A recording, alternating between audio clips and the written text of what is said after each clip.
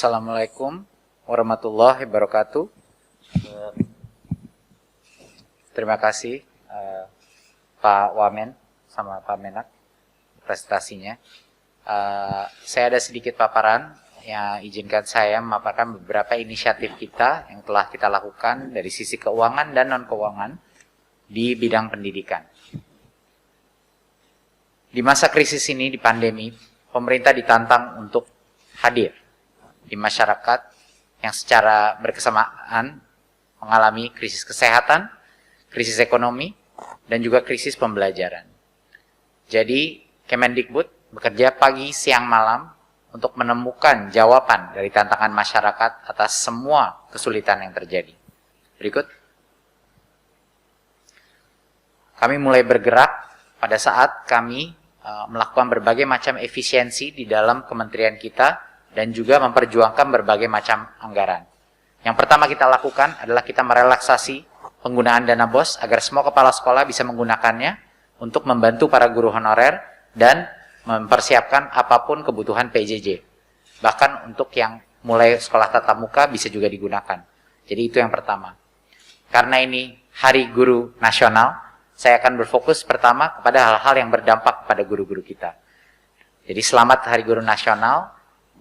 Yang pertama kita lakukan pada saat relaksasi BOS adalah tidak menetapkan suatu limit, tidak menetapkan suatu batas terhadap berapa yang kepala sekolah bisa berikan kepada guru-guru honorer. Banyak dari mereka yang hanya mendapatkan 100 sampai dengan 300 ribu rupiah per hari. Yang kedua, langsung kita mendapat kabar bahwa ada resiko, bisa kembali dulu. Kita juga mendapatkan kabar bahwa ada resiko, bahwa banyak sekali mahasiswa-mahasiswa di dalam krisis ekonomi, ternyata ada resiko untuk keluar dari sekolah atau mungkin orang tua tidak mampu bayar. Kita langsung mengalokasikan 1 triliun untuk bantuan UKT dan melaksanakan berbagai macam kebijakan agar perguruan tinggi bisa melakukan penundaan, pencicilan, dan berbagai macam relaksasi UKT. Setelah itu kami mendengar teman-teman kita di sekolah-sekolah swasta mengalami berbagai macam krisis. Jadi kami mengeluarkan uang 3 triliun dari BOS afirmasi dan BOS kinerja yang sebelumnya tidak pernah diberikan untuk sekolah swasta, tapi kali ini diberikan untuk sekolah swasta dan negeri untuk yang paling terdampak COVID di seluruh Indonesia. Setelah itu pun kami mendengar banyak sekali ada tantangan orang tua murid. Banyak dari mereka yang punya 3 anak dan harus keluar biaya untuk kuota begitu besar untuk melakukan Zoom call dan video call setiap hari, membagi datanya melalui WA.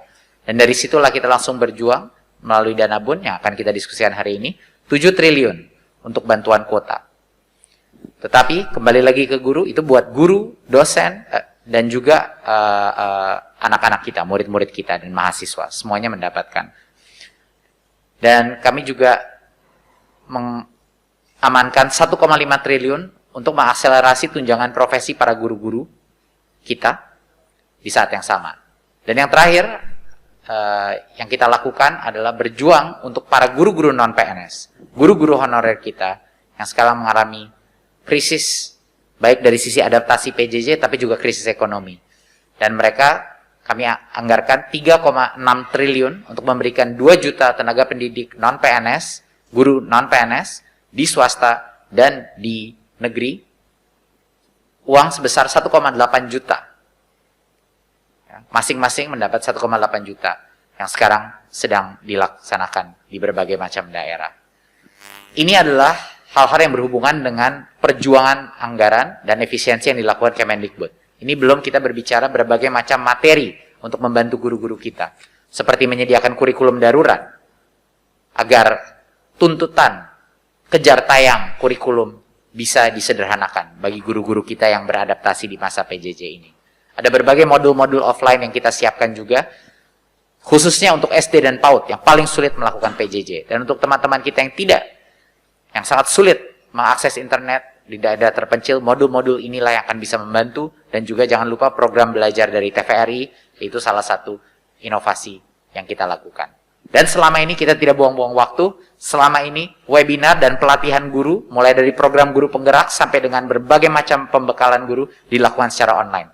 Dan alhamdulillah, luar biasa motivasi guru-guru kita berpartisipasi di masa pandemi seperti ini. Saya akan masuk langsung berikut kepada dua program yang berhubungan dengan KCPPEN, yaitu bantuan subsidi upah dan juga bantuan kuota data internet. Berikut. Bantuan subsidi upah ini dihadirkan untuk melindungi, mempertahankan, dan meningkatkan kemampuan ekonomi para dosen, guru, dan tenaga pendidikan non-PNS.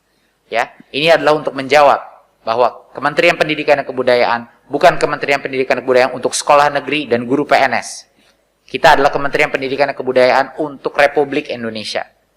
Dan karena itulah kita bertekad dan berjuang, dan alhamdulillah dengan dukungan berbagai macam kementerian, akhirnya mendapatkan uang sebesar 3,6 triliun untuk diberikan ke 2 juta tenaga pendidik kita. Berikut. Uang yang diberikan seperti yang saya bilang tadi adalah 1,8 juta, dan ini adalah untuk dosen, guru, pendidik PAUD, pendidik kesetaraan, tenaga perpustakaan, tenaga laboratorium, dan tenaga administrasi. Semua operator-operator sekolah dan tenaga pendidik juga mendapatkan. Jadi sasaran kita sedikit di atas 2 juta orang. Kebanyakan dari ini adalah guru dan pendidik honorer. Berikut. Kriterianya dipermudah, disederhanakan. Kriterianya harus orang Indonesia, tidak berstatus PNS, memiliki penghasilan di bawah 5 juta rupiah, dan tidak menerima bantuan dari kementerian lain atau program lainnya. Jadi tidak boleh tumpang tindih dengan BPJS contohnya, atau dengan prakerja, dan berbagai macam program bansos lainnya yang sudah dilaksanakan oleh pemerintah pusat. Berikut. Ya. Caranya adalah untuk segera mengakses di info.gtk.kemdikbud.go.id, atau untuk kalau perguruan tinggi di pddikti.kemdikbud.go.id. Lalu bisa segera diunduh 2 dokumen yang dibutuhkan untuk pergi ke bank untuk mencairkan uangnya, yaitu surat keputusan penerima BSU yang dapat diunduh langsung di print, dan kedua surat pernyataan tanggung jawab mutlak yang juga bisa diunduh. Jadinya guru itu tidak membutuhkan izin siapapun, dia tinggal mengunduh 2 dokumen itu, dia kasih materi, dia tanda tangan, dan dia akan diarahkan kepada bank, cabang bank, di mana uang dia menunggu. Dan walaupun kita diberikannya tahun ini secara serentak dikasih 1,8 juta, sampai dengan 30 Juni tahun depan bisa diambil. Jadi kalau ada masalah apapun, kendala apapun, misalnya tidak punya informasi atau ada kendala tidak bisa ke bank, sampai dengan 30 Juni guru itu akan bisa mengambilnya. Berikut.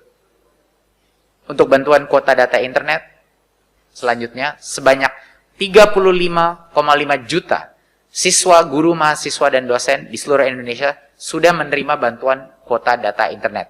Ini adalah salah satu inovasi dan salah satu bansos yang telah dilakukan dengan skala yang begitu besar. Belum pernah pemerintah Indonesia menyebarkan bantuan kuota data internet sebesar ini ke sebanyak orang ini, dan ini waktu saya berjalan-jalan ke Palu, ke Gianyar, ke Pulau Rote, ini benar-benar dirasakan masyarakat. Walaupun ada juga sebagian yang masih mengalami kesulitan dengan jaringan atau dengan tidak adanya gawai. Berikut. Alhamdulillah survei dari berbagai macam survei independen telah menjawab bahwa 85% dari masyarakat merasa ini adalah bantuan yang tepat untuk menjawab sense of crisis di tengah wabah ini, dan benar-benar meringankan ekonominya orang tua pelajar. Ya.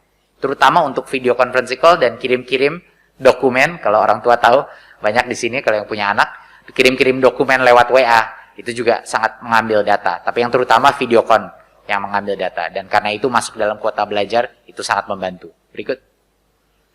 Ya. Bulan pertama dan bulan kedua sudah dilaksanakan. Setiap bulan ada 2 kesempatan. Jadi kalau masih belum ada yang menerima, bisa langsung berbicara dengan kepala sekolah atau operator sekolah. Disitulah akan bisa diperbaiki nomornya. Dan untuk yang bulan ketiga dan keempat itu dikirim secara bersamaan. Ya, jadinya yang tanggal 22-24 November ini tahap terakhir adalah tanggal 28 dan 30 November.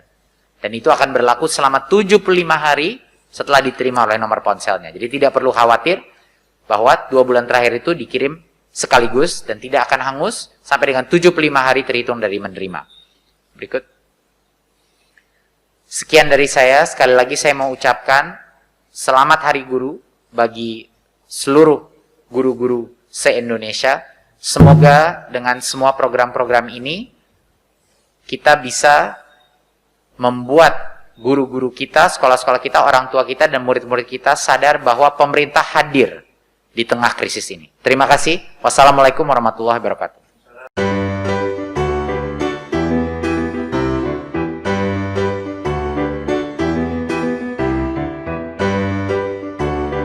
Selamat siang Pak Menteri Pendidikan. Ada beberapa pertanyaan dari Jawa Pos, MNC, dan Dai TV Pak. Yang pertama itu terkait dengan rekrutmen guru PPPK usia 20-59 tahun.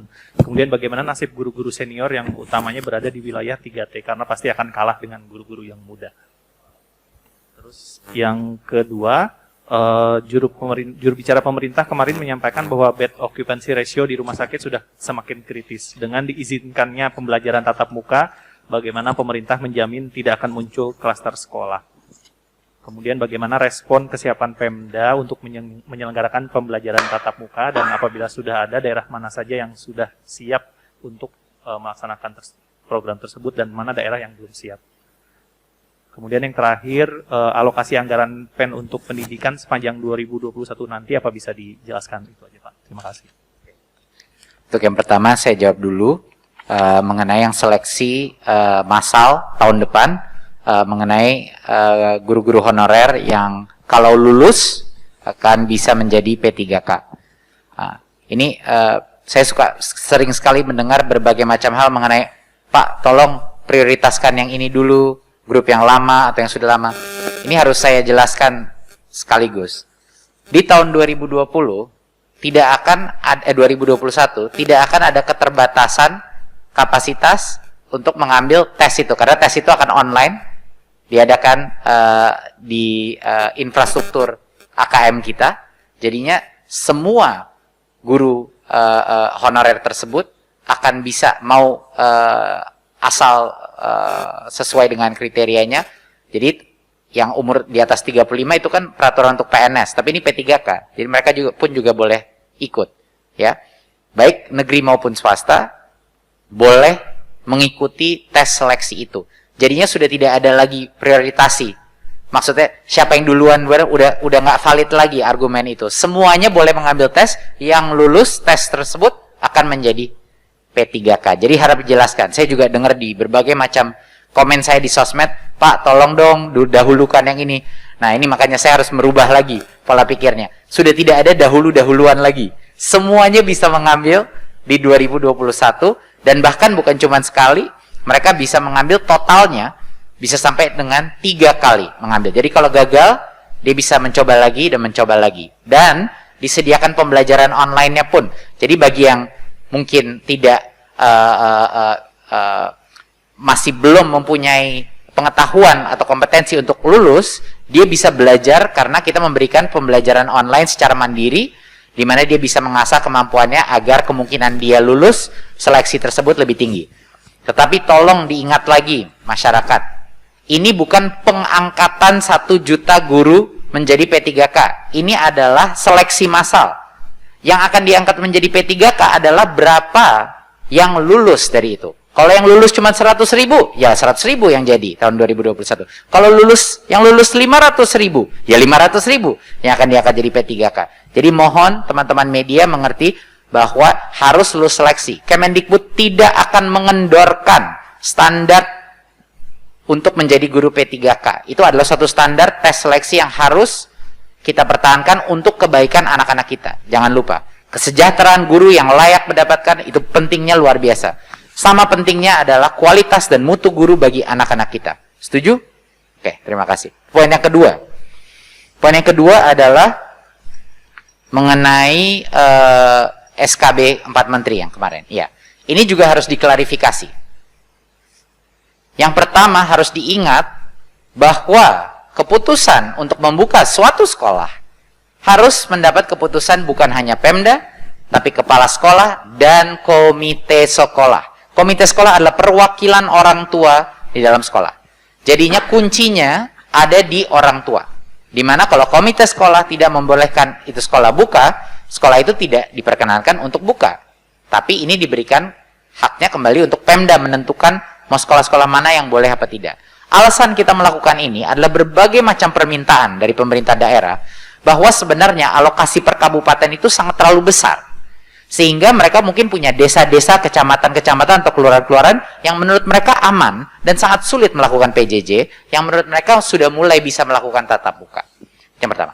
Kedua, orang tua tidak harus khawatir juga karena kalaupun sekolahnya anaknya mulai tatap muka, dia tidak bisa, sekolah itu tidak bisa memaksa anaknya untuk pergi ke sekolah. Orang tua bisa bilang, anak saya belum nyaman, anak saya masuk ke sekolah, dan dia bisa masih melanjutkan pembelajaran jarak jauh. Ya, jadinya hybrid model ini akan terus berada. PJJ bukannya berarti berakhir. Ketiga yang harus diketahui semua masyarakat, seperti apa sih kalau misalnya sekolahnya dibuka? Ini bukan seperti sekolah biasa. Bukan seperti sekolah biasa. Bedanya luar biasa dari sekolah biasa. Apa perbedaannya?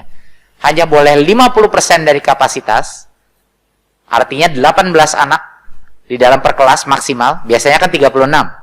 Sekarang cuma 18 anak per kelas. Jadi secara otomatis sekolah harus melakukan rotasi. Harus melakukan 2 shift. Minimal 2 shift. Untuk bisa mematuhi aturan itu. Masker wajib. Tidak ada aktivitas selain sekolah. Nggak ada kantin lagi. Nggak ada ekskul lagi. Nggak ada olahraga. Nggak ada aktivitas yang di luar, masuk kelas, pulang langsung. Ya, ini bukan sekolah normal. Yang tatap muka pun masih ada. Kalau kita melihat apa yang telah kita lakukan selama 2 bulan kemarin, sudah diperbolehkan untuk yang zona hijau dan zona kuning. Sebenarnya sudah diperbolehkan. Itu pun karena protokol kesehatannya begitu ketat, yang di zona hijau aja baru sekitar 75% yang melakukan tatap muka, dan di zona kuning hanya sekitar 20%, 20-25% yang melakukan tatap muka. Jadinya ini akan makan waktu untuk persiapan para sekolah-sekolah, mempersiapkan protokolnya, sanitizer-nya, termogannya, memastikan bahwa ada akses ke berbagai macam tempat kesehatan. Jadi checklist itu, daftar periksa itu sangat komprehensif, dan Pemda akan menggunakan diskresinya karena Pemda lah yang tahu mana daerah yang sebenarnya rawan dan mana yang lebih aman. Jadi kira-kira gitu untuk menjawab pertanyaan tersebut. Dan kalaupun ketahuan ada infeksi COVID di situ, harus langsung sesuai dengan protokol Satgas COVID, harus langsung ditutup sekolahnya. Ya.